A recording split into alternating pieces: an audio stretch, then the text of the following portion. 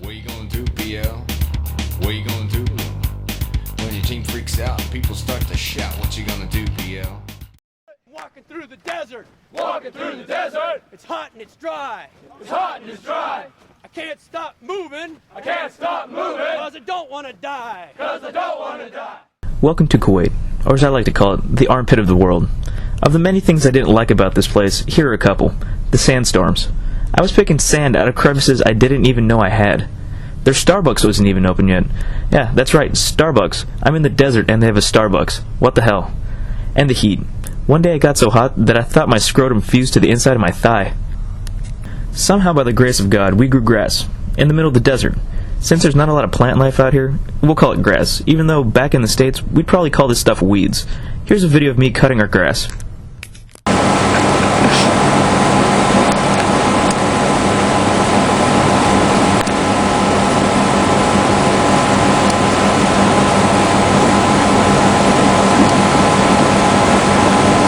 Alright, we're done.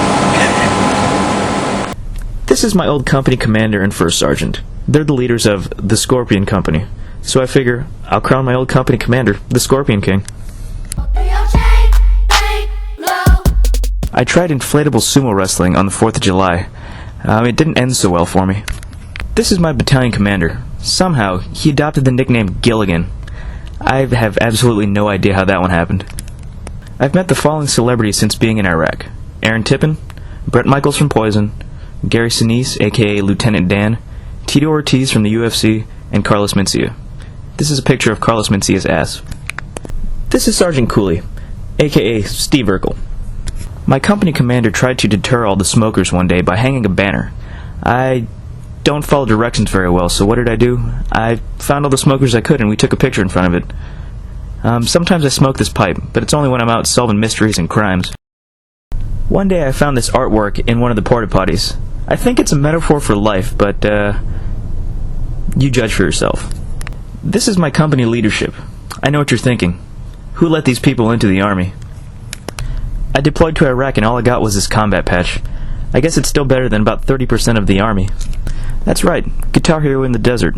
I figure everybody should put down the guns and stop fighting. There's nothing we can't solve over a nice game of Guitar Hero. It's true. I do like toast. One day in one of the Iraqi stores, I saw 2 plungers sitting on a shelf. I figured I could probably get 2 stuck on my head, which I did. Here's a picture of an Iraqi trying to do the same.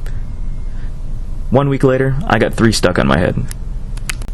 This is Lieutenant Becky Schweigert. Don't let her trick you. She's probably the meanest vegetarian you'll ever meet. I bought this 1962 Iraqi pickup truck for 50 cents. The 26-inch rims and the Gucci interior should be in next week.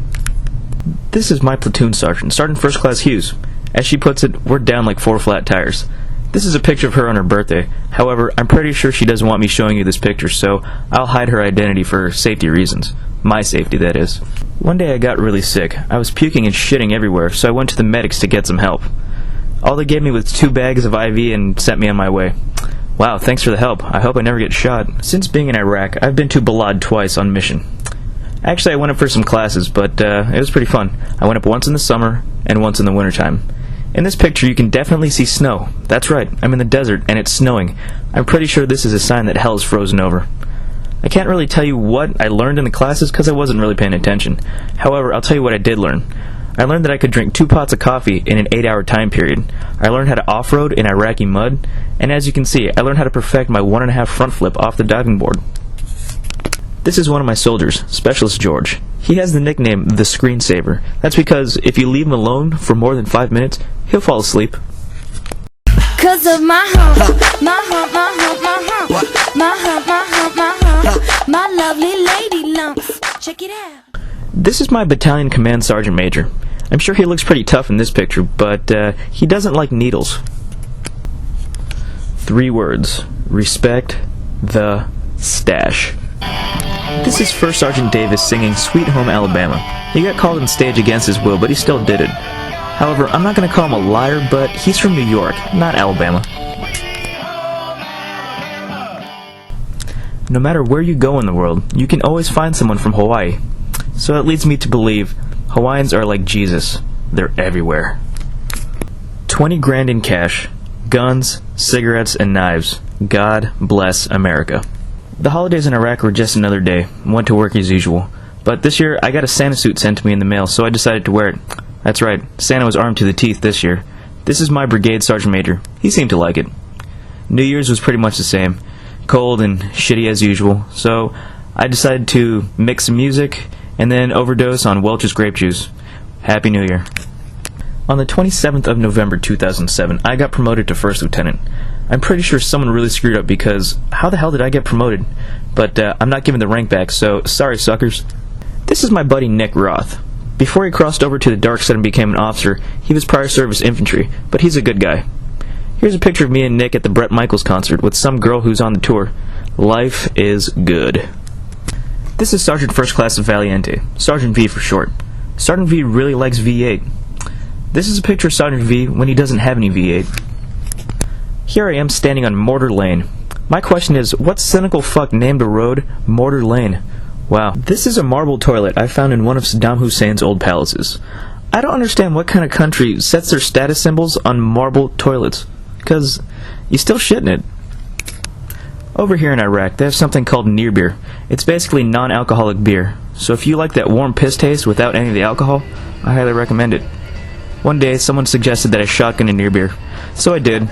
Improperly, of course. As you can see, it didn't end very well. During the summer months, it got up to about 130 degrees Fahrenheit in the desert. That's ridiculous. So one day I decided to climb into the air conditioning vent. It didn't really help. Here are some things that you can only see in Iraq. A Statue of Liberty that's 15 feet tall that's carved out of butter. A Statue of Liberty that's 20 feet tall that's actually a cookie. Iraqi bugs. Iraqi Pringles. Iraqi Coke. Iraqi Budweiser. Iraqi Pizza Hut. Iraqi McDonald's. Iraqi Pepsi. Iraqi Burger King. A bike that has a Warlock anti-IED system on it. Buildings that are on fire for hours at a time and no one seems to put them out. An ice sculpture in 120-degree weather. And we will overcome this insurgency with 3 lieutenants dressed as superheroes, because we all know insurgents hate Halloween. For a few seconds, this place was Armageddon. There was a firefight!